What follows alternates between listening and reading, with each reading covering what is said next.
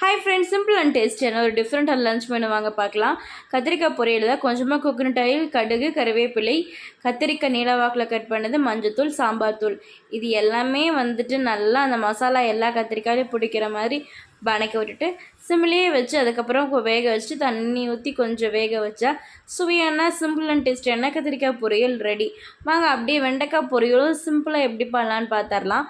கொஞ்சமாக எண்ணெய், வெண்டைக்காய் நல்லா எண்ணெயிலேயே கொஞ்சோண்டு ஆயிலே வணக்கிட்டு வெண்டைக்காவை தனியாக எடுக்காமையே ஒரு பெரிய வெங்காயத்தை கட் பண்ணி போட்டுடலாம். இது ஒரு சோம்பேறியான வெண்டைக்காய் பொரியல். சாம்பார் தூள், மஞ்சத்தூள், இது எல்லாமே போட்டு அப்படியே வணக்கி விட்டு உப்பையும் லைட்டாக தூவி விட்டுட்டு 2 ஸ்பூன் கோகோனட் ஆயில் ஊற்றி நல்லா ட்ரையாக வறுத்து சீக்கிரமாக எடுத்தால் வெண்டைக்காய் பொரியல் ரெடி. க்ரீமியான பஞ்சாபி தாபா தயிர் சாதத்தோட இந்த வெண்டைக்காய் பொரியலையும் கத்திரிக்காய் இதையும் வச்சு சாப்பிட்டா அப்பா அவ்வளோ அருமையாக இருக்குங்க. அதுக்கப்புறம் வாட்டர்மெலன் சாப்பிட்டா